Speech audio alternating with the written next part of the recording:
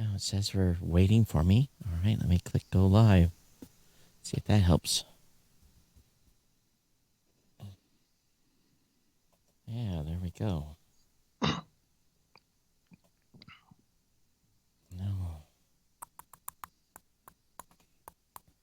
That's not what I wanted to see. There we are. All right, we're ready. Sorry, everybody. No problem. I'm all thumbs this morning.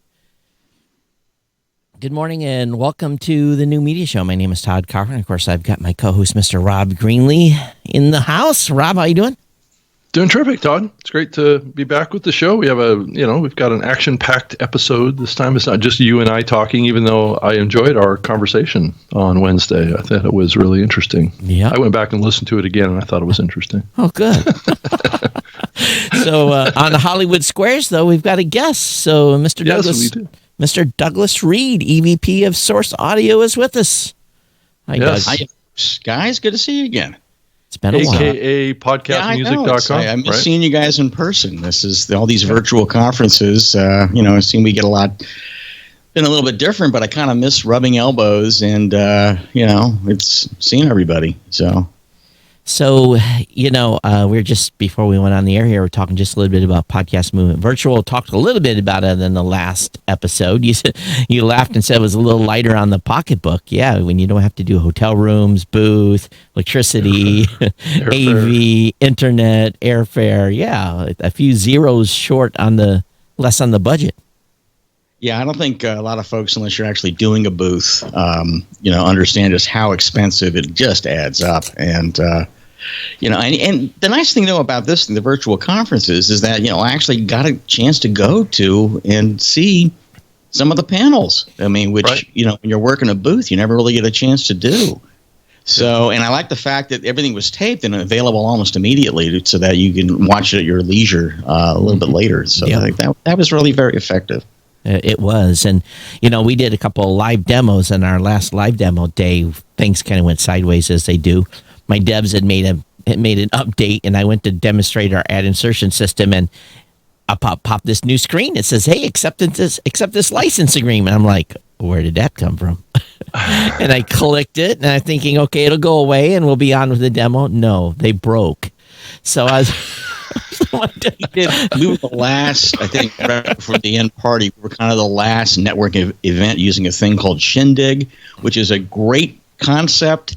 The tech's not quite there yet, so we had lots of stutters, and we were trying to play music videos, and they drop out and stuff like that. And it was a good chat. We were able to get everybody on that we wanted to, but I think it may have gotten a little frustrating for people that were trying to watch it, and things were freezing and hanging up and stuff like that. Yeah, I think a good analogy for Shindig is Fisher Price, if you know what I'm saying. It was a little bit childish. It wasn't a very advanced platform. It had a great idea behind it, but the execution of the actual software was a little bit childish. Yeah, right. Yeah. So anyways, you told me you got some stuff going on here and some big news on the music podcast side. Yeah, it's podcast music, as I think everybody knows. This was actually our fifth, including the one back in February, our fifth podcast movement. So we've been doing this with you folks since 2017. And after getting the initial round of podcast music started, we've been very aggressively pursuing, trying to come up with a licensing scenario for getting feature music in there. And the big news is there's a bunch coming up there, and there's going to be a bunch of press releases dropping shortly that the industry has been hugely interested in this. The big news is that we've signed the Mavericks. They're going to be probably next week popping up on their own site on Podcast Music, and this is going to be the first Grammy Award-winning artist that they just released their first Spanish album, En Español, that debuted at #1 on the Latin Billboard charts. So a lot of their music is coming out to be licensed directly to the general podcast community as an actual podcast license. That is, you'll get the license, you'll download the track, and you can embed it in your podcast no matter where you're being hosted or something else like that. We're also following that up very quickly with a group called Ferro Latino. Feral Latina was the largest media group in Latin America for independent Latin artists, and they represent about 5,000 of them. And we're talking with them about doing a test run with some of their more popular artists as well as some of their up-and-coming ones. And so that's going to be coming on in the next week or so. They're really pushing it because they all have a lot of Christmas music. They want to get that stuff out there. And the last one is we're going to be trotting out, one thing I talked about last February. We've been beta testing our own artist submission program, whereby podcasters that are working with local artists can send them over to our site. We can get them licensed properly and get them up into our platform to the rest of the podcast community. And that's going to be really exciting, and that should be dropping Monday or so. It's an application to fill out where we have to be sure that what you're going to be submitting to us, you actually own the rights to do this. We walk you through the entire thing. And the beauty of it is that podcasters can get their stuff, the music they want to use, properly licensed, but the artists also get a lot of exposure. So we've got about 15 or so independent artists that are up there right now. You can find them under our subscription program there. So that is available right now, these guys, under the indie artist tag. That is... if you have a subscription to podcast music, their stuff is available for use right now. And I just encourage anybody to go and just give these guys a listen, because there is some superb stuff there. This is all through 9420. They're a group that is one of the top. They really specialized in crowdsourcing, crowdfunding, getting artists into the studio to cut their new EPs. They run about an 80% success rate with doing that. And a lot of these guys sound like that. They could be top 40 artists already. They just sound that good. And there's a lot more coming. We've had a tremendous amount of interest in that. And that's what makes me really kind of excited, because, the Mavericks are a top-rated band. The license is going to have restrictions on it. It's going to be, we're working the pricing out. It may not be for everybody, but this is the experiment. Somebody's got to be first, and we got to play around with this. But on the other hand, the indie artists are coming in without a lot, or if any restrictions about how their stuff wanted to be used. They're just excited to get their stuff out there, and we're happy to be a part of it. So any idea the price range to be able to... Now, you're going to be able to play the full clip. That's my understanding, right? For some artists. The indie guys, yes. The Mavericks are going to be probably limited to 30 seconds contiguously. That is, you can keep playing the music, but you can't play the whole thing in one chunk. It may also just be a 2-year license to start out with. This is one of the things that, in order to get this done, we have to deal with a lot of, what are they called? Lawyers, to get the thing out there. And it looks kind of like a rugby scrum when you're getting into all the negotiations here. We're getting it out there. And to be honest, folks, here, the feedback, if you decide not to license the music, is going to be as important if you decide to license the music, because this is going to be an evolving process. All eyes are on us. They want to see how this is going to happen.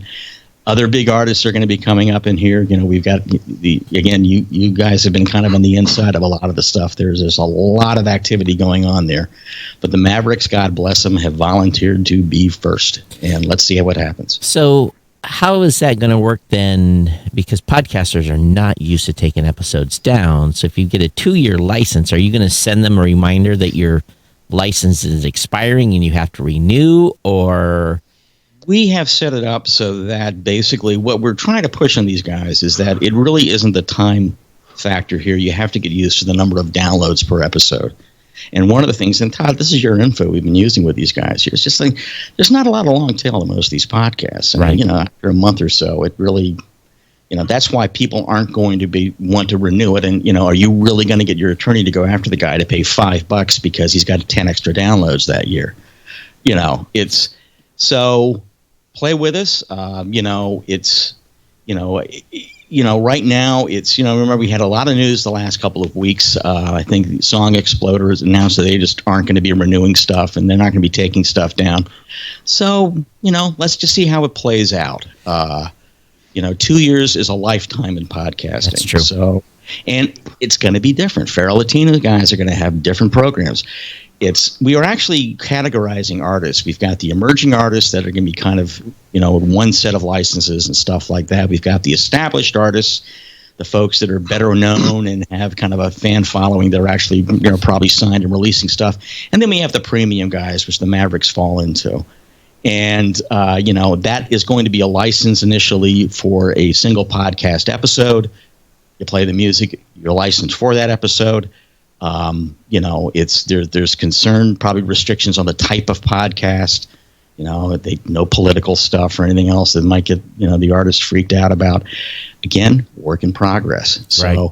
I'm just encouraging everybody to jump in there. There's going to be a lot of different options, but at the very least, give the new up and coming guys a listen, because you'll be really pleased. And I think we had Gabrielle Grace on our little who's one of the artists, and she's got 2 tracks up. They sound great, and these guys, they want to be interviewed. So it's going to be a lot of fun to set all of that up with the podcast community. How is we've had a lot of takedowns recently.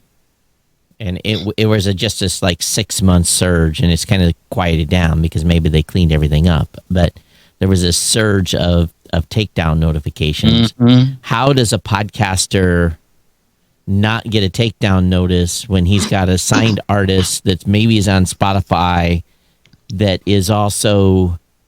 So how are we going to make sure that we're not dealing with licenses or work with the top of the food chain on this? We are working with the actual owners of the copyrights. So the thing you got to remember about RAIA or any of the PROs, they don't actually own anything. They just represent. So the guys who actually own this, we're working at the top of the food chain on this. So that trumps anything that a third party would want to come out with. And another great thing about this, and I mentioned this, this is a really big deal, is that we've gotten a tentative agreement from one of the 2 biggest PROs in the U.S. to go along with us on a 1-year trial basis. And we're getting all the other ones lined up as well. What this means is that the performance royalty, does it apply to podcasts, doesn't it, is all kind of vanished up in there. Because the artist wanted to do this way, is that we will be reserving a portion of the royalty that we collect for the songwriter and publishers and sending it to the PROs with the cue sheets of the episodes using it. And that's a big honking deal because they're on board with this and they want to see it work too. And the beauty of this is now we can start taking this internationally as well and work with the PROs and other venues, set up their own licensing solutions for podcast music. So does that mean that we'll see more artists and tracks become available at a faster clip? Because it sounds like what you're saying is that you're having to work with individual artists to get the licensing done instead of working at a level of bulk, like a CD Baby or something like that. Is that kind of we're actually talking about all those process? It's we have communications with a lot of the DSPs out there already, and the question is who owns the rights to what. And the reality of it is that a podcast is a synchronization or a master use license. And there is no organization that handles that on a bulk level. That is always negotiated by the label on a one-off basis. Right. And, but the beauty of it is that, for example, with Fero Latino, their 5,000 artists, they actually secured the rights to pretty much negotiate everything in one house. Oh, okay. So that helps there. And, as the models develop there, it just becomes this is how we do it. And the beauty of what we're doing is just jump on in. You can set the license up how you want to do it and set the price however you want to do it. If you miss the mark, you overprice it for the marketplace. You're going to find out pretty quickly. Why do you think the Latino space took the initiative here? It really started with the Mavericks contacted us, and then a bunch of radio stations that we work with that specialize in Latin hip hop are going, when are you going to be doing this? And one of an old friend of my radio guy, Steve Wall, a guy by the name of Pete Manriquez, who used to run, I believe, programming for Univision and manages a lot of the top Latin urban artists, is very close with Fero Latino. Some of his artists are represented by them as well. He put us in contact with them, and right off the bat, we were going, well, the Mavericks, are a country band, but this new En Español is obviously an Spanish language album. We said, well, how do we follow that up so that people can actually create podcasts with, more than one track in it from one band? And Fero Latino said, we want to test this out too. And that's going to be kind of the attitude of everybody here. Let's test it out and let's see how it goes. And I will tell you that we'll be following this up very, very quickly with a lot of country artists, the indie country artists, with a lot of chat in the a lot of activity in the urban sector and stuff like that. So it's going to start happening pretty quickly, I think. I think it's kind of ironic because on Pandora and stuff, I've been listening to a Latino pop station. I don't speak Spanish at all, but any music's fun. And so it's kind of ironic, so maybe I'll be able to see if any of those artists are part of this group. So I gotta tell you, the musicianship in the Spanish language stuff, the Latin music is just incredible. It's much like country too. I mean, people in certain genres play real instruments, and when they sing, they really sing. It's a little bit different from some of the other genres these days. But the beauty of it is that we've always been pushing the fact to the music industry is that radio is controlled by 4 or 5 programmers in the country right now. It's all done by a computer, and every minute out there has to be making a certain amount of dollars. Podcasting's wide open, right? And all of those DJs, and we talked a bit about Spotify then jumped into this thing with their program, I guess, narrated playlists. But we've been working with a lot of DJs that have been put out of work during the coronavirus, and we told them point blank and said, look, I mean, you're already using some of our background stuff to do your demo reels, but you've got a following on a Facebook and stuff like that. If you want to spin some records, this thing with Anchor, go knock yourself out. Show them how the pros do it. But, everybody's getting into it. We knew we were never going to be the only players in this space. We just, we said, let's just get in there and do it right. And it's been really important to constantly be getting the feedback from the podcast community as we sort of sculpted this. So we're into the next phase now. So it's really happening, and let's see how it goes and give us your feedback. So I wanted to ask about a couple things. I mean, these licenses that you're working on are obviously have to be global licenses, right? Because podcasts can go anywhere. And then, do you see us getting to a phase to kind of get through some of the roadblocks with some of these folks that we're going to have to use dynamic ad insertion technology to be able to use full tracks in music as you look to the future, just for the flexibility of being able to replace and remove and things like that? Is that what the future looks like, and also for tracking purposes? Dynamically inserting tracks, I haven't really thought about it that much. We've always gone after this the way podcasting is now, right, where you're basically recording an MP3 and there's something embedded in it, so it's a derivative copyright you need to be dealing with. As far as, what Spotify is doing, where they are just dynamically dropping stuff in and using their existing license to be able to do that, is it turnstile? How they're going to pay people out, we'll find out. But, Spotify is the 900-pound gorilla. Everybody makes a lot of money from them. And they all complain about it. They're not happy. But again, what's that old joke? My cousin thinks he's a chicken, but I need the eggs. That type of thing. What we're doing is, look, guys, just the licensing is done. We work with some of the top legal experts to work this thing out there. We've got the PROs on board.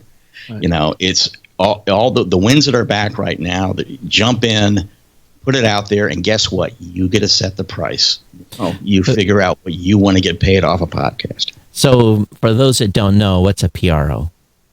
Performing rights organization. And every country has at least one. We have 4 to 5 in this country. so that kind of tells you that nobody ever agrees with anything on music. There's always but the performing rights is the best known ones are ASCAP and BMI.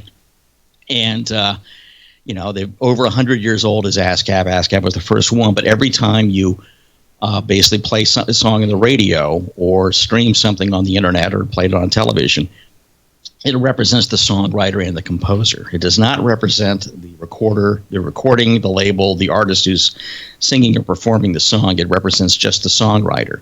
And those are the royalties that then get paid out. And unfortunately, when you have 100 years of history and the fact that the U.S. government has had them under a consent decree, so they literally can't do anything without an act of Congress, things move usually very, very slow, especially with new technologies come on board. So they're always running a little bit behind here. But we've been able to get a very positive response, basically because we're doing all the heavy lifting with them. be doing all the reporting. We're just sending them a check and say, here, this is what was used. I think, I know you guys have been working hard at this. I know you've spent an inordinate amount of money to make this work.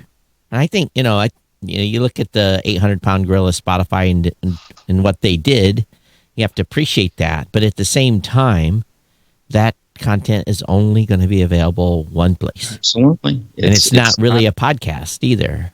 Right. And, it's for the big networks and for the guys that, have some, it's not going to help them at all. No. It's, so what does everybody else do? Well, right. We're not going to have everyone, it's going to take a while till we hit critical mass. And, this is why I'm just hoping that, let's give it a try, get it out there. We'll be bringing a lot of folks on there, but the indie folks, I have a lot of opportunity, working with these folks here. I think they're going to be very excited about just, hey, we can get our stuff not out to just one podcaster who I met at a bar. We can actually toss it out there and get it out there to, a million of them real fast there, at a nice licensing rate. You and I had talked privately, and I won't name the company, about a major music rights holder. Can you say whether or not that conversation continues or not, or did they? It continues. It's it's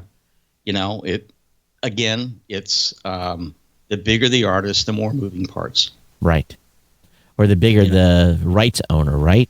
Because we spent a year and a half talking one of the big three music companies, and it just kind of came down to just personnel came and left, and we had to start the conversation over again. Oh, I hate that. And and it's just people have different agendas, and and if you're an attorney, you're always going to be putting in your 2 cents. You're not. There's no such thing as a contract that it goes in front of a lawyer that they're not going to make changes.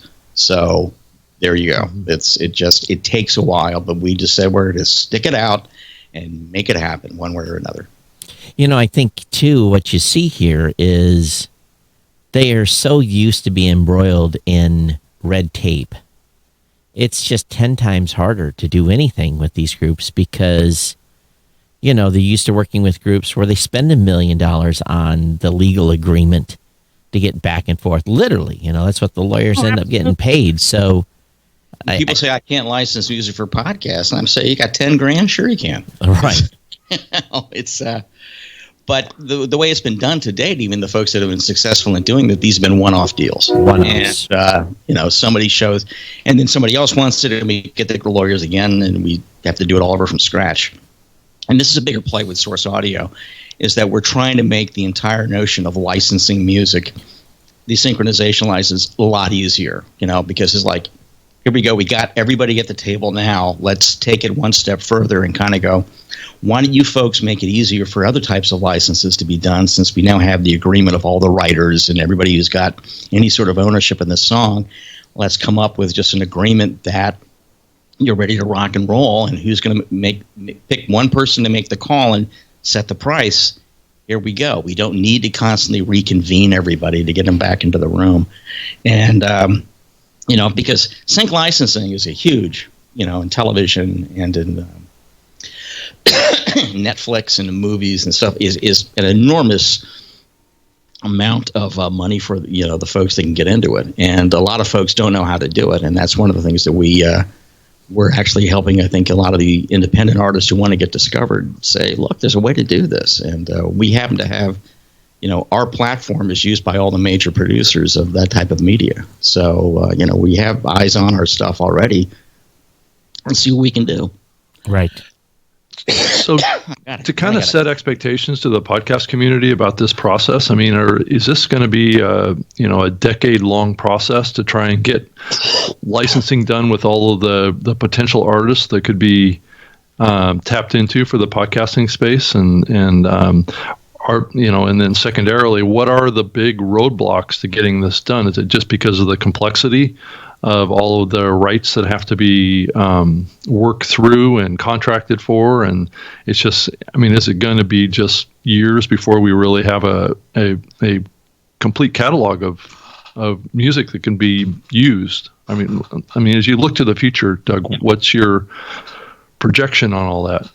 it's always going to be complex when you're talking about a derivative copyright when you need a synchronization license. I mean, you're always going to have to, work with the rights holders to be able to negotiate that.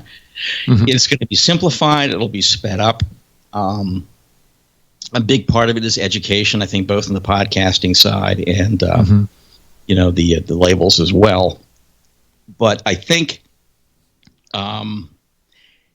new technology is coming out. I know, there was another company, I think, at Podcast Movement that has a solution that they're working on, PEX, and I think a few of the other folks out there. More power to them, But again, it's, there's going to be a lot of players in this space. I think the important thing that if you've learned anything over the last 6 weeks is that, something's happening. The music industry is really starting to take this seriously, and they're looking for solutions. The big problem with the music industry is that it has always been a tremendous amount of issue of who gets paid what. And, tracking down copyright owners and, it's one of the big issues in a lot of urban music. They have 10 different writers on stuff. The guy who owns 5% might be sitting in a houseboat in the middle of Montana and you can't find him. Well, there goes that deal. And, so it's a question of really, we've got our way of doing it, which is just clean, working with the rights holders. But, this is the growing industry in audio. You're going to see a lot of solutions, a lot of clever solutions. And, the best thing we can do as a podcaster, I'm going to suggest just get involved with all of them. What are the pros and cons? And, we want to actually, we want to hear from you folks here. How is this going to work for you? What's going to make it happen? And also understand that, an up and coming artist is going to have a different point of, has a different agenda maybe than somebody who's got a hit song that they like to license for television for, tens of thousands of dollars, and they're not going to let that go into a podcast without a significant license fee. It's going to be all over the place. So, Douglas, where can folks dig in, find more information? Just come over to sourceaudio.com. Is there a specific place on the website? Podcastmusic.com. Podcastmusic.com. Yeah. On Monday, we'll be relaunching the site with, you'll see the stuff from 9420. Those indie artists are up already. You can give them a listen. Later this week or very early the following week, we should be having the Mavericks and probably the Faro Latino guys up as well on a new site that will have this new licensing channel. Greg Riggle here, a new licensing proposition. Greg's favorite word, and we'll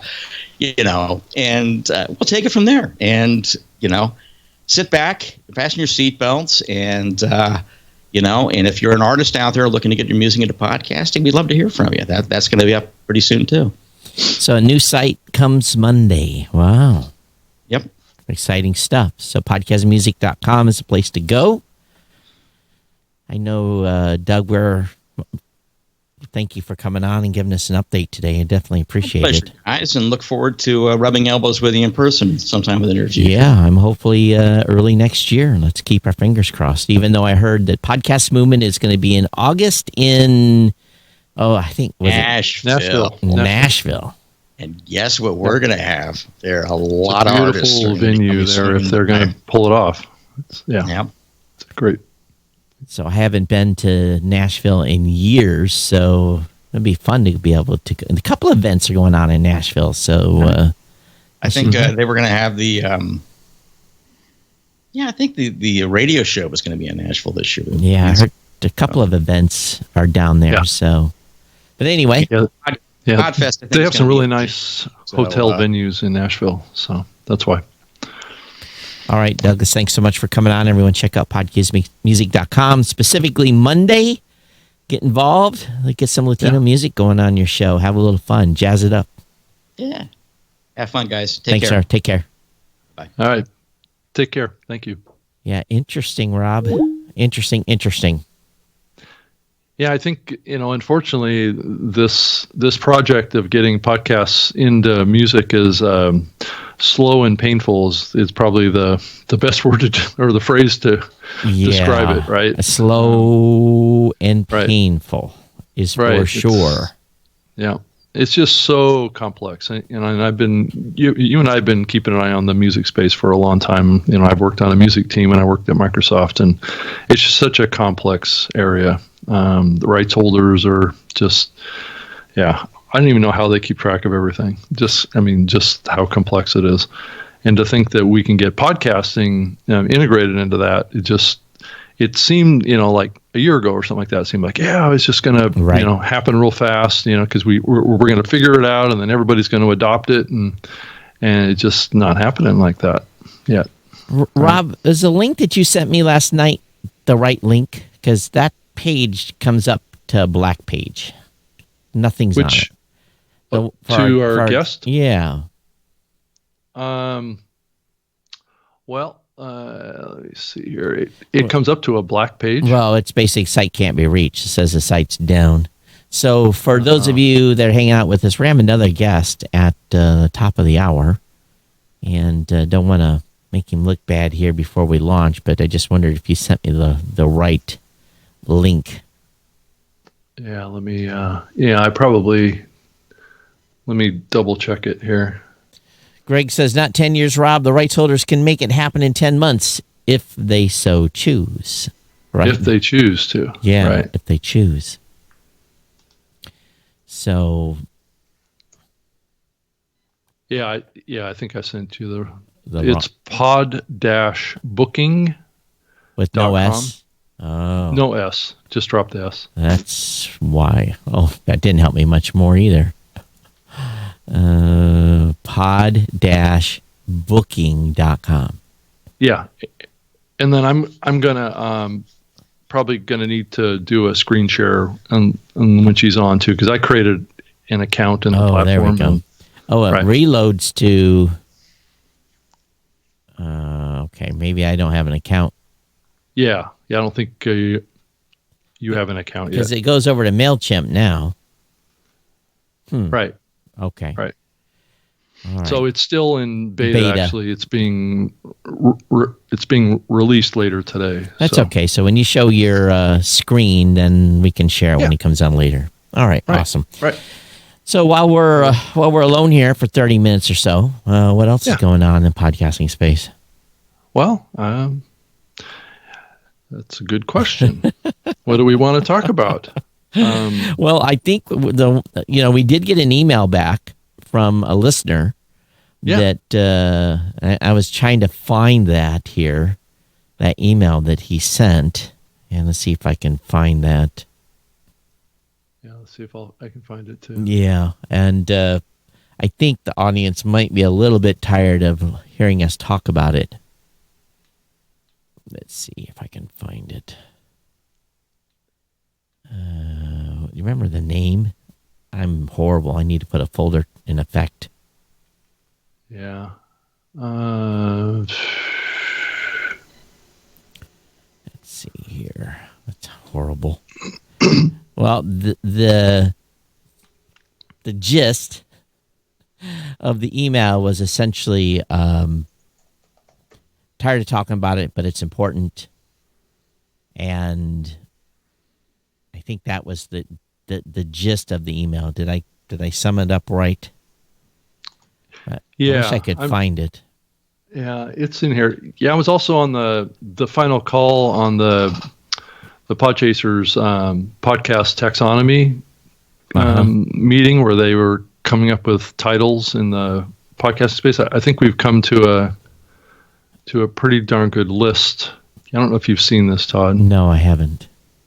It's a list of terms to describe various job titles in the industry. So if you look at Podchaser and how how various people in the industry, what their titles are. So when we do any kind of groupings of people or we talk about aspects of the podcasting industry, we can all have a common taxonomy of job titles and words that are used to describe certain things in the industry. So where is this? I'm on Podchaser. Where is this list at? I don't think it's been put out publicly yet. Oh. It's been a group that's been working on it for probably a couple of months now. Why would they do this and not be inclusive and having people involved in that? Well, that's what they're going to do next. That's what was talked about yesterday, was actually getting it out to the community and getting feedback on it. So, it's kind of similar to what is happening over with the podcast index, where there's a list of new tags and stuff like that. That's, a group puts it together, and then it gets socialized with the community and to get feedback on it and changes and improvements and things like that. And I mean, it is a pretty extensive group. I think they had like 60 people. Wow. In this group. So it isn't like it was a small group or anything like that. I'm trying to find it here really quick. So I can, this is what happens on this show, folks. We don't prep, and then we have to find stuff. Well, yeah, it's my fault too. So 'cause I can't find that email that came in. Yeah, I could. Okay, here it is. Here. Yeah. So, and it's not. I mean, this isn't great for those that are listening, but nonetheless, I can do a screen share here of it. Okay. So at least you can get an idea of what this looks like. All right, let me get your screen here. So I can't hardly read it. You're going to have to read it, Rob.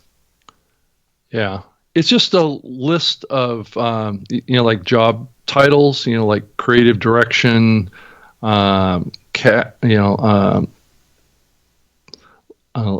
assistant director, executive producer, senior producer, associate producers, creative director, and a definition of those roles in the podcasting space that may be different than in other media, like narrator, announcer, reporter,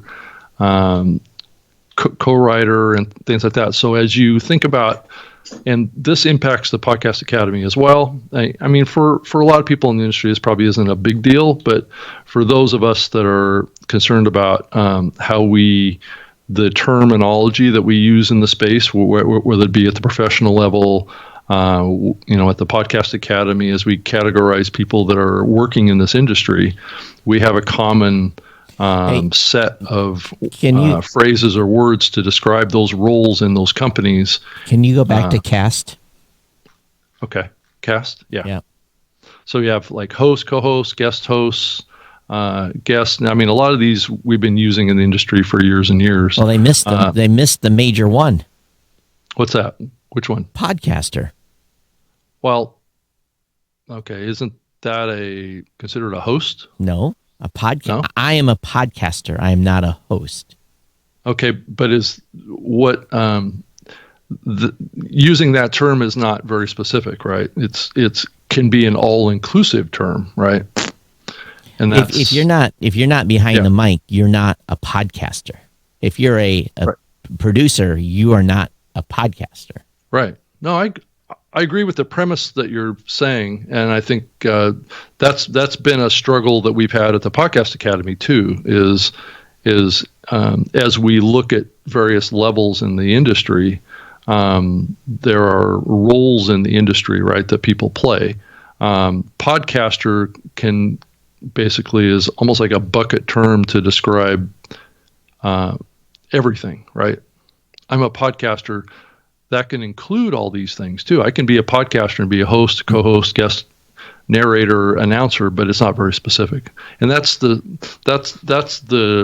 struggle that all of everybody's having to describe what a podcaster is, because it's such an all-encompassing term to use to describe things. So I'm not sure how we handle that. I think when you have, it's simple. When you have one person that does production, posting, promotion, everything, and is the host, right? That is a podcaster, because they don't have all these people. Very few. These titles. Well, I understand what they're doing here, right? there is 3% of the entire podcasting space that have, for a better word, a need for all these titles. And this is really for commercial podcasting. There's very few people. Right. So Gordon says, think a podcaster can cover a producer who isn't on mic as easily one who is. Why? Well, that's not a podcaster. Mm-hmm. If a person isn't on the mic, he's a producer or whatever it may be, his job. He's not a podcaster, in my opinion. So... Yeah, and believe me, that's an issue that we struggle with at the Podcast Academy too, is people come into this medium and what role do they actually serve when they participate in this medium? And the history of the medium is that, podcaster means that you're doing everything. Right? But that it's hard, I think that's most shows. I think that's 95% of shows. Right.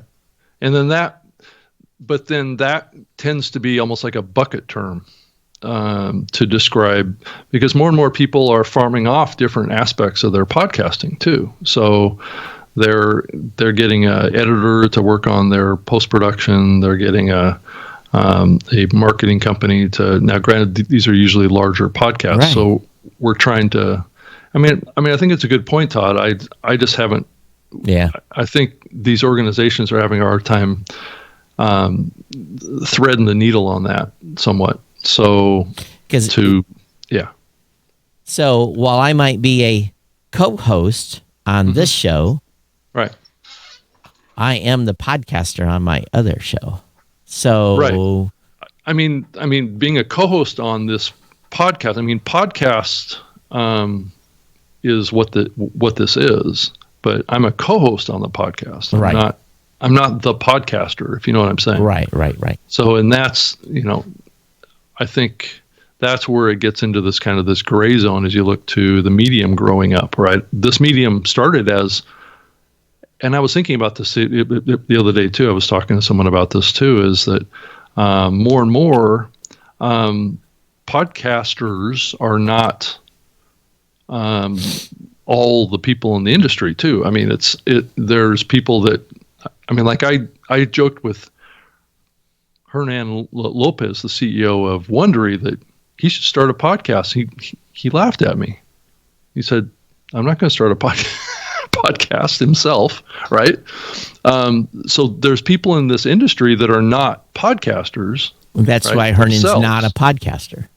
Right. He's not a podcaster, but he is working at one of the biggest podcasting companies in the industry, and right? He has his specific title at that company. Right, exactly. And that's that bridge that we're trying to divide here, is people that are not podcasters.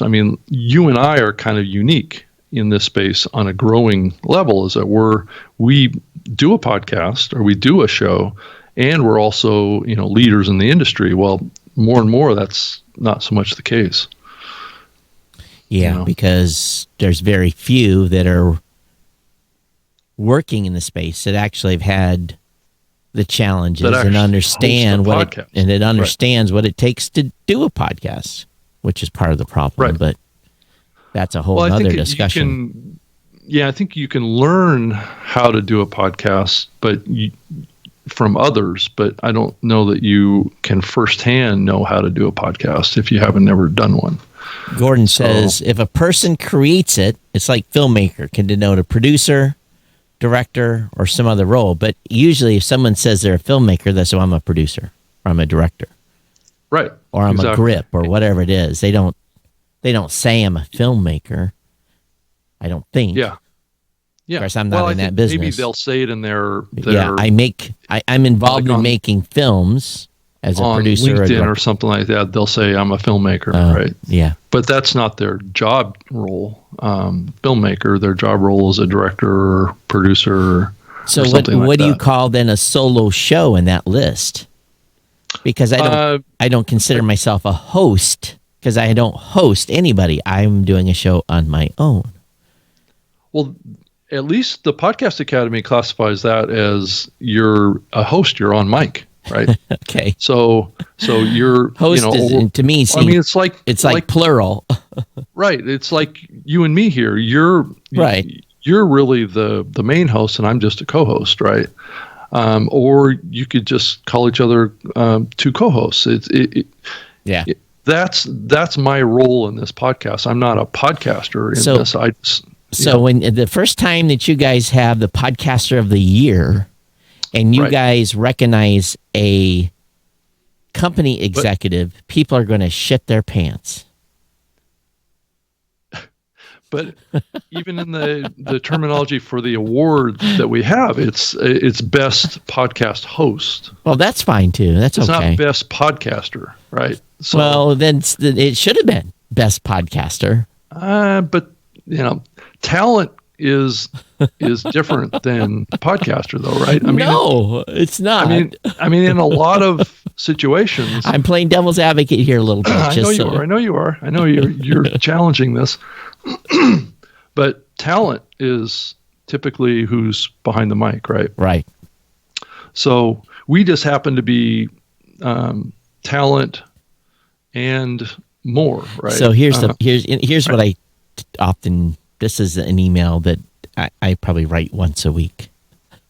When we have media buyers coming in and wanting to buy shows, I said, "Well, just tell them they have to run the ads." Right. And I'm like, no. I said, the analogy I use is that they own the radio station, they own the tower, they own the production staff, they own the sales department, marketing department, and they are the talent. And by the way, all of that stuff is one person. That is not a group. There's no GM. That's an individual. And then when advertisers realize this, they're like, how's this possible? I'm like, because they're independent shows created by one or two or maybe three people, but not usually a big team. There are some that have teams, but 90+% of podcasts, probably 95% of plus podcasts are a team of one or two. So you mean you can't force them to take the ads? No, I cannot. Right. I said, I don't own the content. I have the right to sell into the content, but they have the right to opt out and tell me no. And that makes media buyers' minds explode because they're used to going to a radio station and saying, here's some money. Right.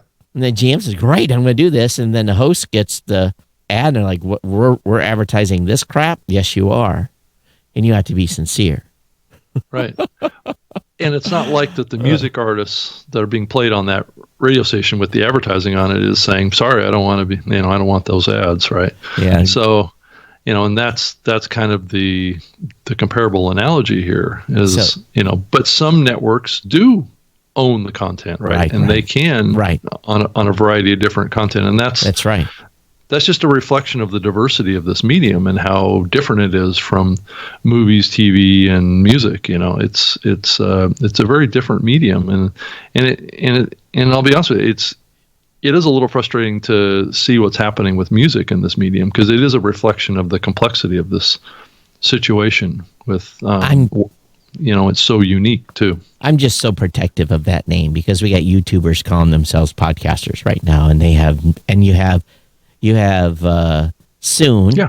You have the Joe Rogan show will no longer be a podcast, and he'll no longer be a podcaster. He'll be a show producer on a streaming platform. And Spotify is creating more confusion on this too. That's being done intentionally with them saying that you can create a music podcast on Spotify. Well, it's not a podcast. It's not a podcast, right? Right.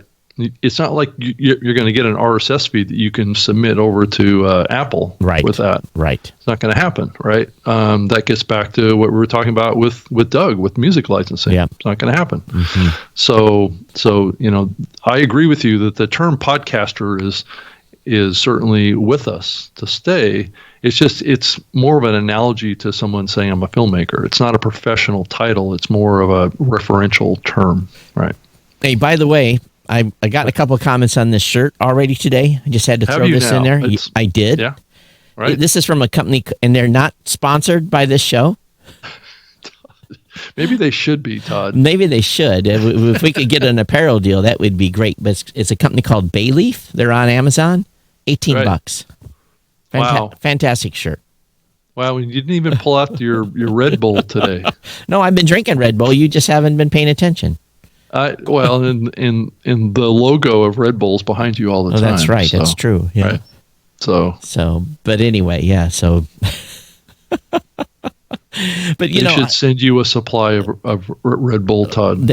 Anyone who wants to send me a case of Red Bull, just ask for the address. I will definitely ship it here, and I will mention you in your show. Hey, that's how we do it. You want your show mentioned on the New Media Show? I'll give you a shout out. Shameless plug. Of course, we're gonna have to send Rob something. What's your drink of choice, Rob? I don't know that I have one because I don't drink alcohol. We're like the mommy bloggers. We're selling out for a cup of coffee. I'm selling out for a Red Bull, $2 Red Bull. So Gordon says the owner of a radio station is a broadcaster, even if not on air. So how do we feel about a podcast being called a pod? Sorry, I thank God no one is. Right. Right. Yeah. So what else is happening in the world today with podcasting? Anything new going on? There's a whole bunch of stuff in Pod News that happened this past week. Yeah. Nothing really groundbreaking. I know Libsyn put out a video with a demo of Libsyn 5 that's coming, but we don't have to spend a lot of time on that. No, I sent all my team over to make sure they took a look at that. And I would imagine you did. Absolutely. And I'm glad you guys didn't go anywhere near what our UI UX design is. So we will definitely both have a unique, distinct look when we roll out these new user interfaces. Robert Crandall says, do the owners of Podfest and Podcast Movement have a podcast? Are they podcasters? Podfest, I believe, yes. No, Podcast Movement has had a podcast for years. So they would be their because then they would be podcasters. Absolutely. Right. I also thought it was interesting that Alex Jones made an appearance on the Joe Rogan Experience on Spotify. I thought that was an interesting little tidbit that happened. Yeah. So, I'm not going to spend a lot of time on Alex Jones. No. But I will say this. Rogan's pushing. He's pushing. He did that on purpose. Well, Spotify had to know what they were getting into with him. And I will give a little. Okay. Again, this is not an endorsement. Please understand. Todd is not endorsing, not saying thumbs up. I'm not on Alex Jones. All right. But I will say, I'll give Spotify credit that they allowed that episode to go up. Yeah, that's true. Now, I don't know what kind of, if Alex Jones was on best behavior or bad behavior. I had heard rumors that he said some stuff that maybe was a little bit out there, but they upheld the right to freedom of speech. Yeah. Well, on that episode, at least he didn't say he was going to, exterminate anyone or something like that. Right. Well, yeah. At least I don't think so. I don't think that's what was. I have no idea.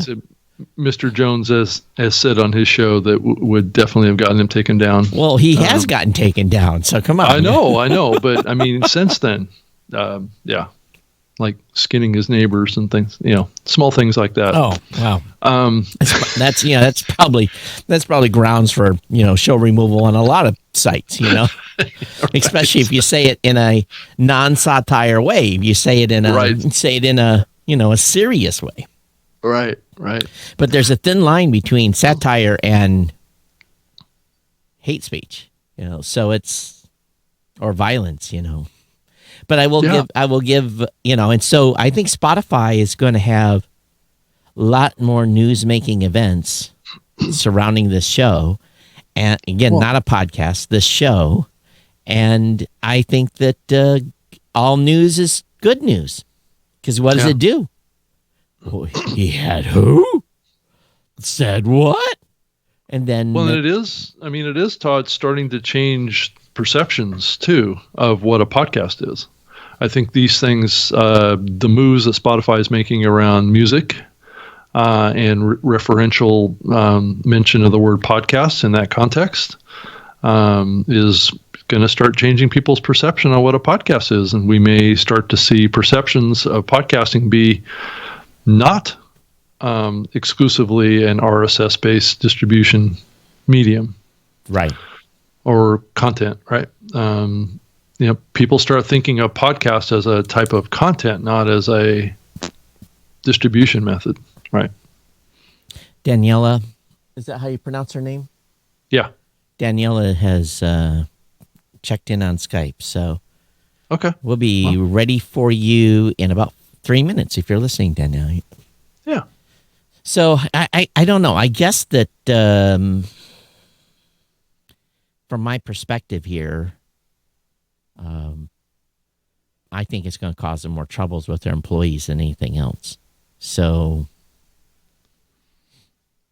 well, it's going to push the envelope on how critical they've been. I mean, did you see this? Spotify's been the most aggressive on takedowns when it comes to content too. So, but at the same time, he said we're going to have to relook at what we're doing. Right. Which I thought was interesting. So he says we're going to have to treat all shows equally. So maybe some of those other shows that we're talking about QAnon should be reinstated on Spotify. Yeah. So, if you're going to allow Alex Jones to come on the Joe Rogan Experience and say whatever he's going to say, and maybe some of it's conspiracy related, then you have no choice but then to allow those shows that they've banned because they were talking conspiracy theories to be reinstated on their platform. If they don't, then I think they got a bigger problem. Again, I'm not endorsing any of these shows. I'm endorsing freedom of speech. Right. Well, I mean, it's a catch-22 situation yes, it for is. Spotify, yeah. right? Spotify did a deal with Joe Rogan to drive, users and earballs. Yeah, exactly. And how do you think Joe Rogan got to be as popular as he did? It wasn't plain and safe, right? So you get what you get, Spotify. Yep. So again, if I was one of those QAnon shows that got removed, I'd be raising big stink. I would be calling Spotify out for having double standards and ask for reinstatement. Mm-hmm. Because if it was, they were taken down because of a conspiracy theory, and I've learned a little bit more about QAnon. Apparently, some of the QAnon stuff is about a dead Kennedy, but is also about something to do with potentially pedophiles or whatever. So if they're going to allow conspiracy discussion talk on Joe Rogan Experience, and they need to allow conspiracy talk on those, I don't know. So we'll see what happens. But anyway, our next guest is with us. What a way to join. You hear me talking about that. I know. I'm so sorry, but I'm also really glad. Yeah, we're just talking about the Alex Jones appearing on Joe Rogan on Spotify, and Spotify's decision to continue to, whether you like, or well, most people don't like Alex Jones to begin with, but to honor freedom of speech, and as long as he's not looking to chop people's heads off, I guess it's okay for him to be on there. I like the way that Joe was handling it though. Like, okay, let's fact check that. Let's fact check that. Let's, his approach to just okay, let's kind of rein him in. I was like, well, I mean, if the host is going to, it's just do journalists interview dictators? Like, of course you do. You want to get that's a great scoop, right? Yeah, it's all true. about the way that you handle it and the questions you ask and the way that you portray their opinions and things like that.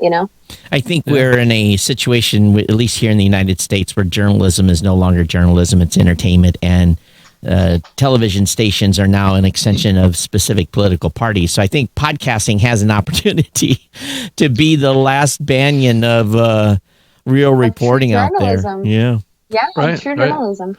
Well, we should probably say who just joined us. Daniela Garcia just joined us, and she's going to tell us all about an announcement that she's making, I guess, later today, right?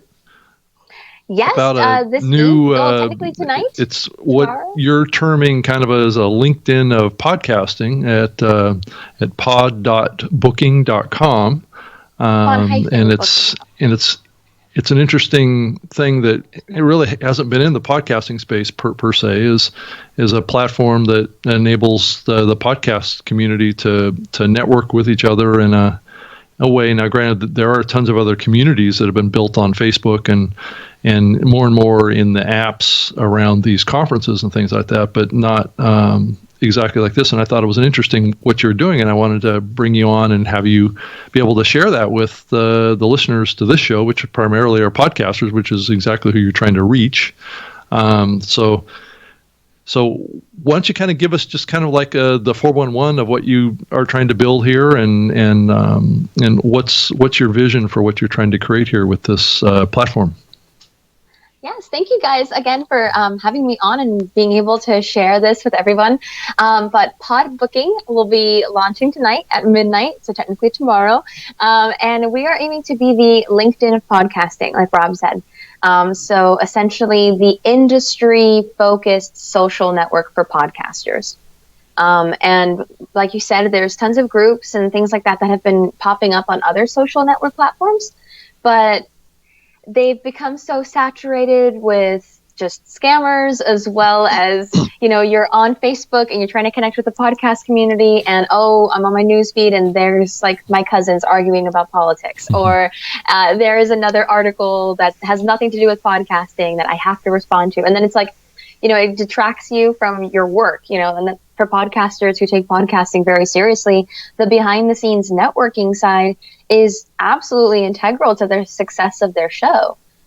So one platform where it's 100% podcasting focused, industry focused, you'll be able to get resources in Pod Booking. You'll be able to connect with other podcasters. You'll be able to connect with potential guests for your show. You'll be able to connect with media buyers. You'll be able to connect with potential sponsors. You'll be able to also just connect with the community at large. Like there are so many different services and tools and resources that are coming up for the world of podcasting that podcasters just know nothing about. There are so many services and softwares and things like that make promoting your show easier.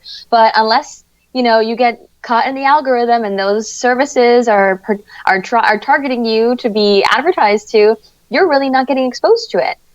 So one platform where everything is just podcasting related and just behind the scenes related, I think is just going to be so game changing for the community at large. Yeah, so I pulled up a screen share of the website, just so we can show the audience that's watching the video of this to get a feel for what you're creating here. And if you could kind of narrate this, I'm on the profile page for a user, and a lot of this is fairly common for what you would expect on, let's say, a Facebook or a LinkedIn or something like that. But if you could kind of describe, I'm on like the homepage for a user here, and so you've got your wall feed here and your groups and all that kind of stuff. Yeah, so this is going to be the activity feed. So you can put in posts here. You can also alter it to post onto different groups on that top there. There's groups you can see on this, on that top bar. There's the sound wave, which is where every single member of Pod Booking is a member of the sound wave. And it's where we put official Pod Booking updates and things like that. There's also the podcast guest connection group. And if you go down, you can just see these are all the beta casters engaging and posting and and asking questions and connecting with each other, which is fantastic. And as we continue to grow, we'll have more and more groups to kind of narrow down a lot of these discussions so that we can be like, okay, so this is the group where we talk about technical difficulties, and this is the group we talk about monetization, and this is, to just kind of like help those conversations have more flow. How are you going to prevent this just turning into one big, here's my podcast promotion thing? Because that's what happens in so many Facebook groups, and it becomes absolutely worthless. How are you going to prevent that from just inundating the site? We've been really, really lucky that we've got really good admins in place for a lot of these groups. We've created partnerships with different admins from really good groups on Facebook, and they've come on and they've been keeping the conversations really focused, as well as we have a specific group for promoting. And I mean, you'll get like personal messages, and they'll be like, hey, please don't do this. This space is for this. And it's really going to come down to like an honor system, but it's also going to be like, hey, I'm serious. Please don't do this. And we'll also be having curated conversations, and we'll have pinned tweets, and we'll have sponsored conversations and webinars and things like that will also drive just natural communication and conversation about things. But overall, I think it's going to come down to everybody playing along, which is going to be. I'm assuming sponsored conversations will be marked as such. Yes. Yeah, of course. Yeah, and then the other part of this too is that you guys are going to be supporting live events, live streaming, and things like that into this platform as well, right? Yes. So come December, once the app launches, which is yay, it's coming. It will be including live streaming too. So that's going to be like a big update. So what would be the purpose then of a podcaster live streaming on this platform? Is that for events or? Yeah, for special events to provide resources and things like that, podcasting related, just conversations and webinars. Privacy is a big topic to be discussing right now. Everyone's always having conversations around monetization and things like that as well. So just more so curated events and webinars, and also just people who are wanting to provide value to the community. You've got those thought leaders in the podcasting space. You guys are included in that niche of people who really can provide just more insight to the community through these live events. What is going to be the cost for podcasters? There is no cost. So it's just everyone can join, and it's free to join. It's like any other social network. So your guys' business model then is based on sponsored posts or advertising, or how you guys can pay for this thing? Sponsored events, sponsored posts. We also have some sponsors that are interested in sponsoring whole groups. And so they'll be branded groups and things like that as well. So we have a lot of really exciting things coming around there. Awesome. And partnerships coming out of that. Yeah, it's the first I've heard about it. So Rob? No, please. I love it. All the questions are great. So, Rob, what's your gut on this in your first go through? Well, I think it hasn't launched yet.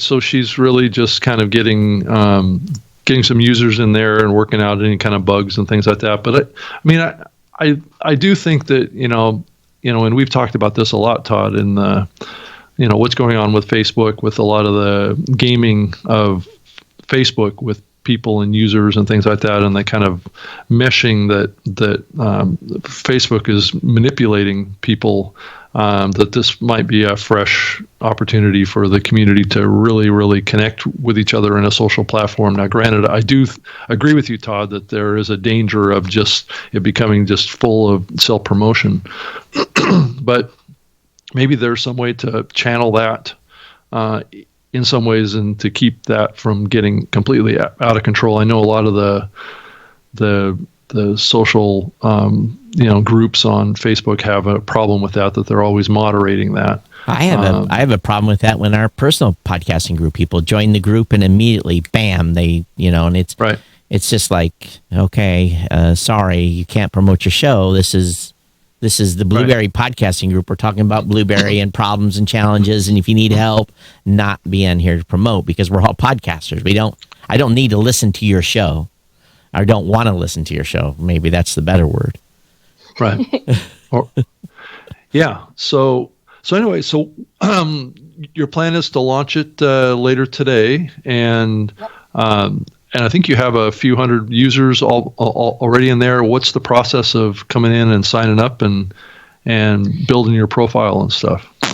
Yeah, no. So tonight at midnight, 12:01 p.m. Eastern or a.m. Eastern time, we will be on pod-booking.com, and the login page is the first page. And you put in your email, you make your password, sign out, fill in your profile questions, and you are a member of Pod Booking. Welcome to the community.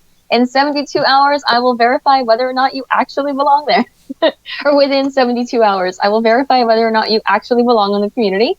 So please do provide your links, guys. That's going to save everybody a load of time. Because if there's no links, like, I'm done. I just won't verify you in the 72 hours. So, yeah, and we'll be making everything will be focused on relevance. So just if you're relevant to the podcasting community, you can be a member of Pod Booking. And be sure to put in, like, when you join, like, you're a host, a guest, or a collaborator. But that'll be a question. So how does the kind of privacy policies work on the site? Is there any areas that you can turn on that would be public versus just available just to the community itself? I know Facebook has some restrictions like that. Is this going to have that as well? There's already no personal information, so I don't even ask you guys, like, your personal names, your phone numbers, your email. Like, I've got your email address, but that's really it, not birthdays or anything else. So there really is no personal information. A person can't message you without being connected with you. So that's kind of like the biggest privacy, but they could still see your profile and still see the name of your show and see if you're a host or you're a collaborator and things like that. But they can't actually message you without being connected to you first. You know, Rob and I were talking earlier, the Podchaser folks been working on a major directory. They've been working on a major list of titles for people. So how are you going to determine, let's say, someone that works in the podcasting space as a job, comes in and applies to be part of the network? How are you going to be able to qualify? Because it's going to get difficult, I would think. You're going to make judgment calls on people whether or not they can be members or not. Judgment calls will have to be made, and I'll make, like, personal messages and things like that. And I've got, like, personal messages already, scaled out for that process. But if it's like you have a job in podcasting, you're not necessarily a podcaster, but like Rob works with Libsyn, so if you could give me the link to your LinkedIn profile, and then I can see there your relevance to the industry. Does that make sense? Yeah. Yep. Will the profiles everything's on the site yeah. be reachable through Google at all? No, No? Your individual profiles won't be reachable through Google. Okay, awesome. Well, it's always exciting to launch a site. I've been involved in a few launches, one where I was white-knuckled because I was going on to present, and the about 10 minutes before, the coder said, "I'm not quite ready yet. Give me 5 more minutes." Oh my goodness. So, at least you're doing it at midnight, and it's kind of like most everyone's going to be, semi asleep. So you're not under that pressure if you have to wait 15 minutes to launch it. But very true. Yeah. And it also helps that we've been in beta. People are already on it. It's really just moving the URL at this point. So I really hope it's the simplest thing. So, chat room says, what's the minimum requirements of a podcast to become a member? Do you need to have an RSS feed? Do you need to have a minimum number of episodes? Is there a page on the site that explains this? And I think from Harold's perspective, what we've seen is that, part of our membership requirements for some of our networks we have is you have to have a minimum number of shows, because we know sometimes shows don't make it beyond 1 or 2. And so have you set any criteria for that? I haven't set any criteria for that, and maybe as the network grows more, that will become like a more, because I definitely still want like newer podcasters to be able to have access to, just the wealth of information coming from the content we're sharing and things like that, so there's so much value that newer podcasters could get from it that I wouldn't necessarily want to gatekeep. Like, I don't necessarily want it to be like an elitist social network for podcasters either, Right. But because I know that there's going to be so much value newer casters are going to get from it. So as of right now, I think it's just going to be if you even if you're just setting to launch, like if you can send me a link that shows like I have a show and it's launching in the next 30 days or something like that, you know, like you're a member of the community, you've been actively trying to pursue like connecting with the community and things like that, then I think that's kind of going to be the judgment call on that. Yeah, makes sense.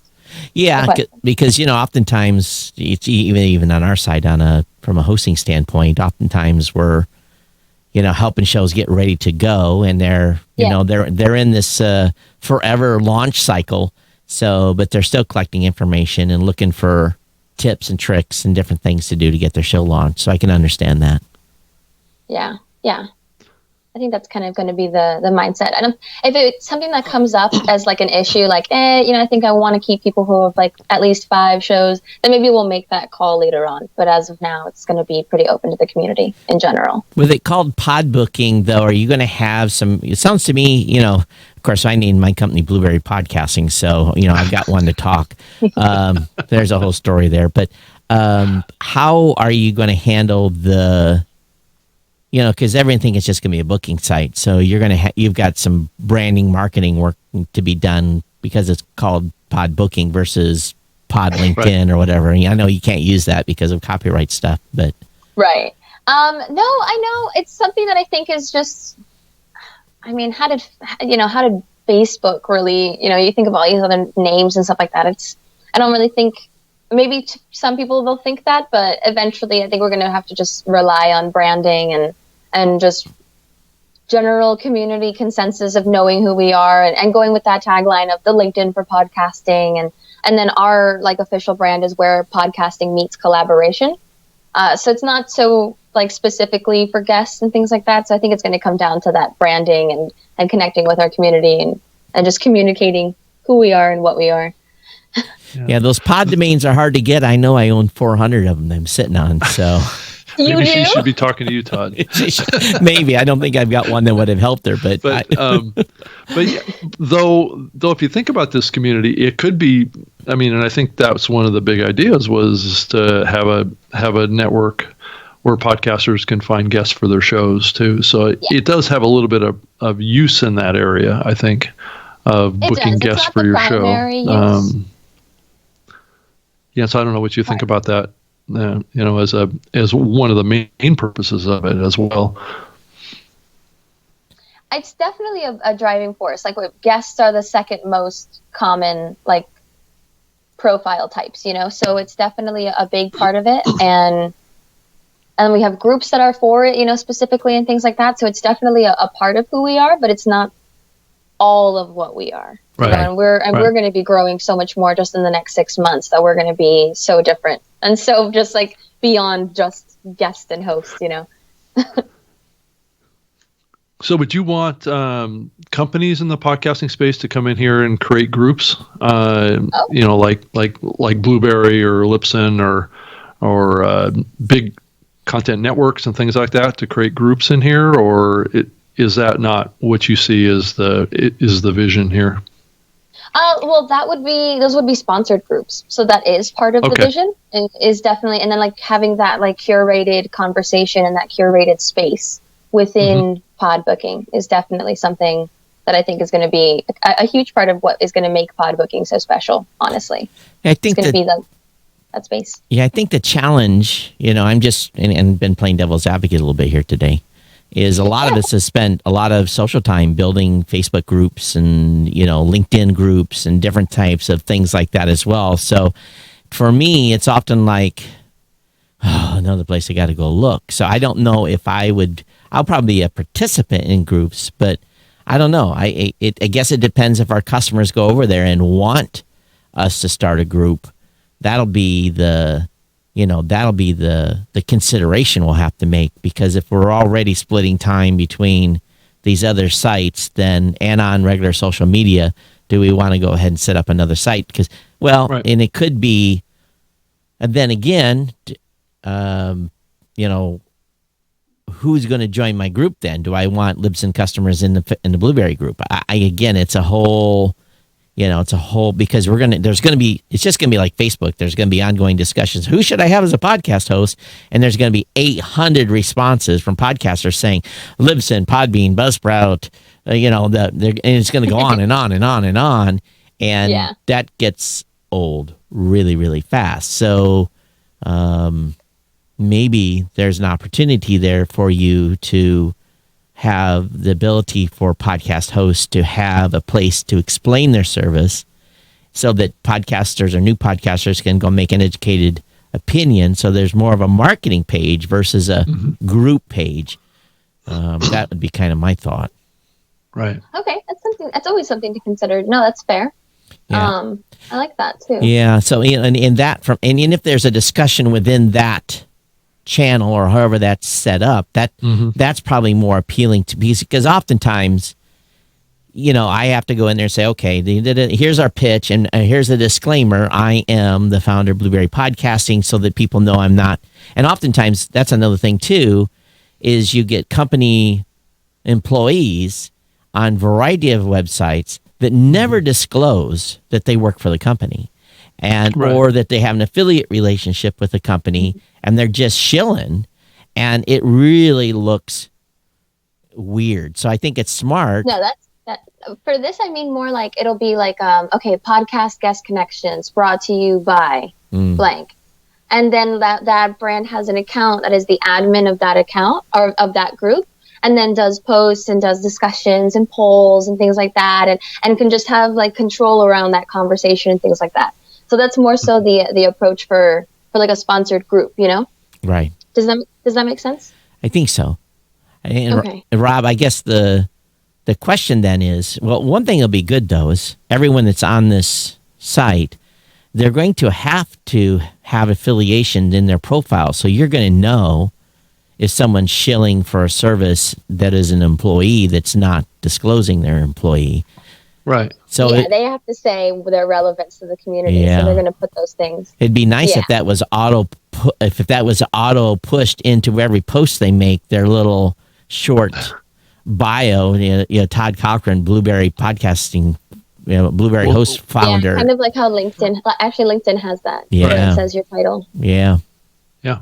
That does make sense. Good to know. Yeah, that's a common thing to establish credibility to people that are in discussions area. It's been in forums for years and years, that kind of capability. It's almost, it's like a signature almost. But in Facebook, it's not. And I see all the time people making recommendations. I'm like, and I have to call them out. I said, by the way, this person works for this company. They didn't disclose that. So it wouldn't be like, oh, Libsyn has a group and now Rob Greenlee gets to be the admin. Right. Well, Rob Greenlee works for Libsyn, so he could be. But it wouldn't be like his account would have admin control. Right, it would be a Libsyn account that would have admin control. And so you'll always know that it's coming from them, Right. Yeah, that makes sense. Yeah, so it's always about the discussion that you're driving and the content you're creating.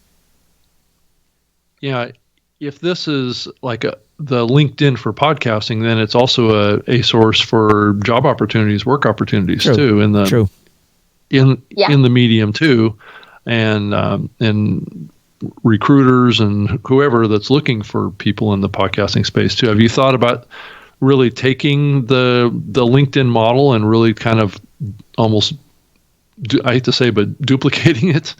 With like a premium membership type of thing too? Have you thought about that?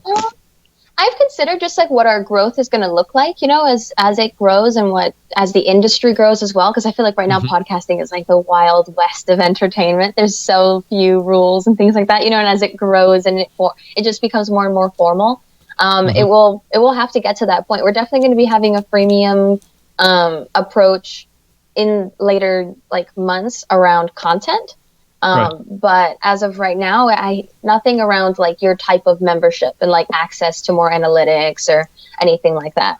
As of right now, it's just going to be around like us organizing the groups so that everything can flow in as like conversation and discussion can flow as easily as possible. So possibly like job boards and things like that will have to go up, like groups around that. A comment a comment on the live stream says, and it's from Robert. He says, "Will there be a marketplace? Could I advertise that I do voiceover for podcasts like intros, outros, etc.?" Yes. Well, we have. So, do you want advertising space around the live streams? Is that the question? No. He says, "Will there be a marketplace? Can I like advertise that I do voiceover for podcast?" Yeah, job opportunities. Not a marketplace, but there are spaces for promotion, and there are spaces for you to like connect with people that would be relevant to that. Mm-hmm. Does that make sense?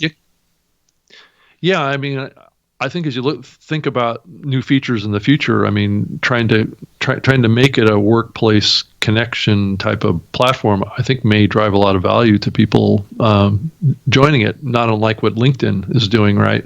Where recruiters can come in and create an account and try and find candidates for different job opportunities. Because what you're going to see is every podcast consultant in the space is going to create an account. Right. Everyone that offers any kind of a service is going to create an account, and they're all going to be shilling. So, that's what happens on LinkedIn, right? Yeah, absolutely. Right. Yeah. That is very true. Yeah.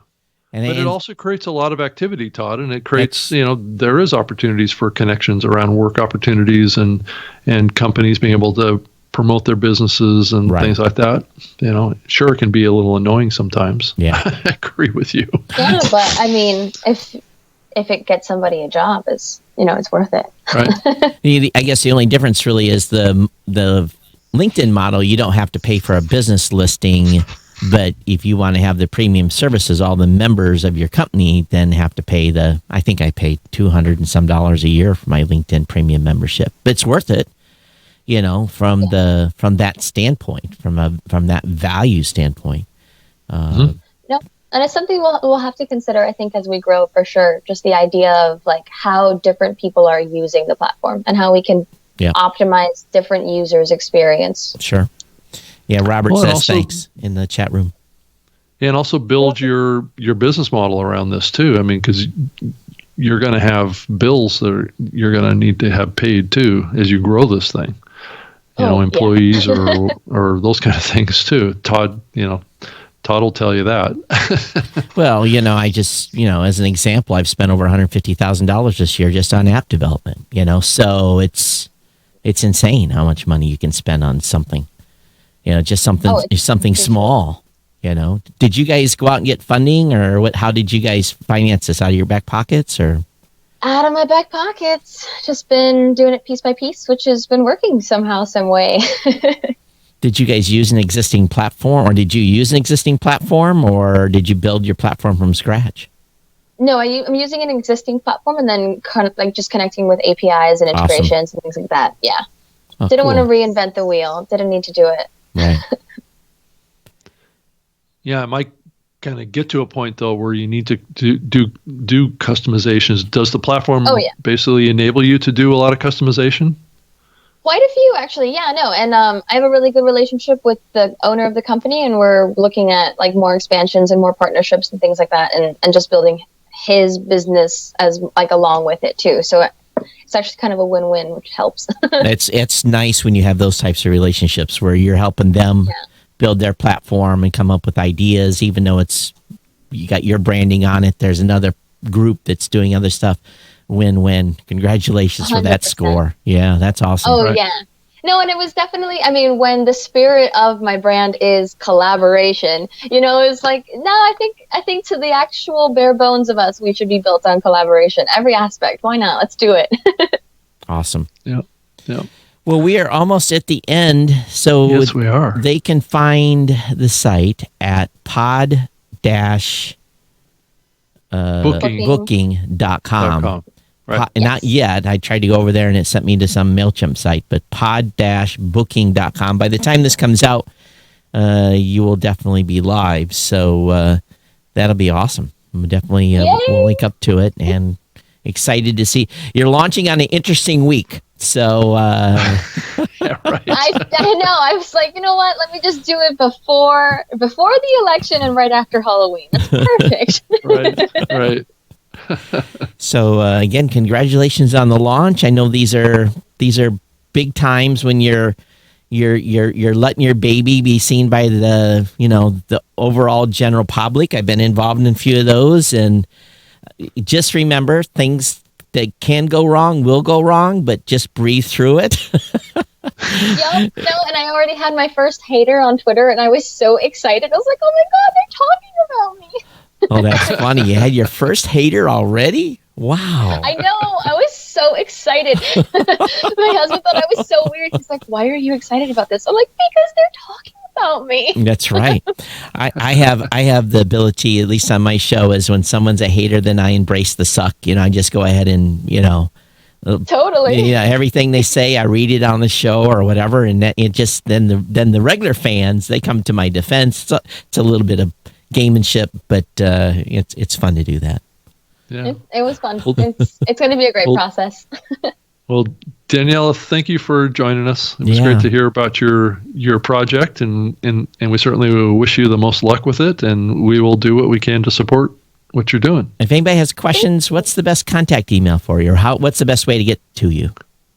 I am really responsive on Twitter, Twitter and Instagram, but actually just info@pod-booking.com is my email, and I'm really diligent on that as well. Or you can just join Pod Booking and find me.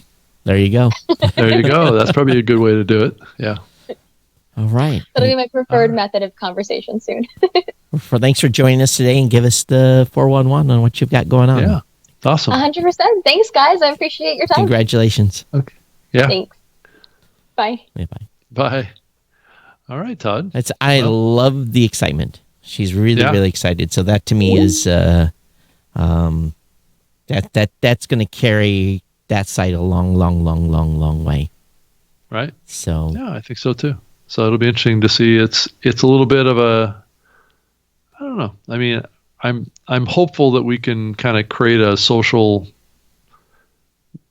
platform in the space that is beyond just what the conferences are doing, right? Right. And what Facebook is doing. But I agree with you, Todd, that we all have a lot of distractions in our lives as it is, and it does add one more to the mix, right? Yeah. And we'll know pretty quick if it takes a life on its own. Right. The simple fact that she's got moderators already, that's huge, because you podcasters, you guys just love to promote your show to other podcasters, and it's not the smart thing to do. If you did that, is that good of a job promoting it to where your audience you can't probably do that where your actual audience hangs out, because they're going to get pissed off. We ought to do that as a topic, Rob, is talk about how to promote your show on social media. That would probably make for an hour's worth of discussion on the show alone on the proper way to do that. Right. And I think go ahead. Because I agree with you, Todd. There's far too many podcasters that try and promote their podcasts to other podcasters, and that's not going to work. No, it's like, it's, and granted, I listen to a lot of different shows because of what I do, but yeah, nothing more turns me off than being in a podcast help group and someone say, "Hey, if you're announcing show 100 or something like that, then awesome. That's something to celebrate for any podcaster when they hit milestones." Right. But just promoting their episode where they were drinking beer at a certain restaurant, I don't care. So I care about them as podcasters, but as a podcaster, I don't care about them. Did I say that right, or did that come out wrong? It sounded okay. So yeah. Todd, did you see this announcement that AdsWizz that they're making advertising available to 1 million podcasts? Did you see this? No, I did not see that. Really? That's interesting. Yeah. Okay. So I guess I'm going to get it. We're all going to get a spam email from AdsWizz. Hey, we got advertising over here for you. It says here, okay, it's 1 million podcast episodes. Episodes, okay. Not shows. Oh. Now that's a little more believable. Right. So we just had a client that came in that I didn't even know this was possible. They're a very viable podcast. And I thought I had a lot of episodes. They just they have 14,000 episodes in their Wow. in their show, and they just went on our ad insertion platform, and we stress test rebuilding 14,000 episodes. That was, wow. If you're going to do a test, well, it wasn't a test; it was production. Right. It was definitely a test. That's right. And my devs came back and says, I need to tweak the auto scaling group a little more. And I said, well, you didn't plan for 14,000 at once, right? And he said, exactly. Yeah. So I got to change an integer number to allow more auto scaling. Right. Instead of turning on 10 servers, you got to turn on 50, so. Yeah.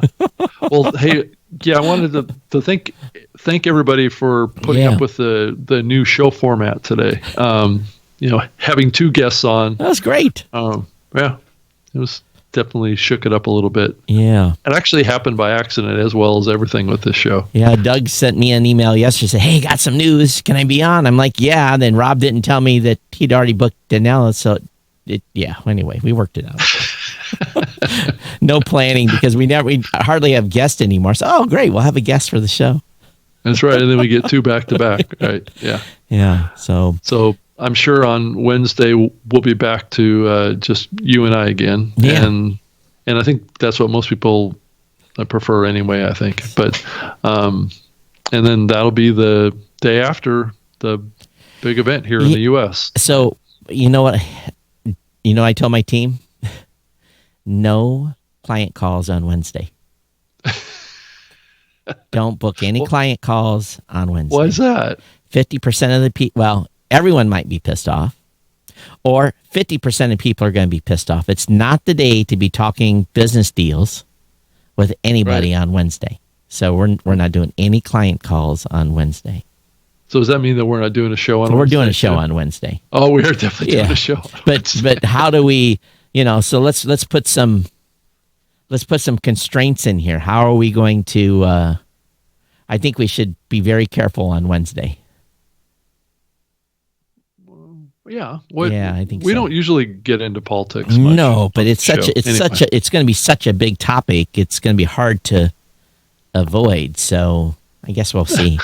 Well, I don't think it's probably going to be clear anything on Wednesday. No, I think about 2 months from now they'll figure it out.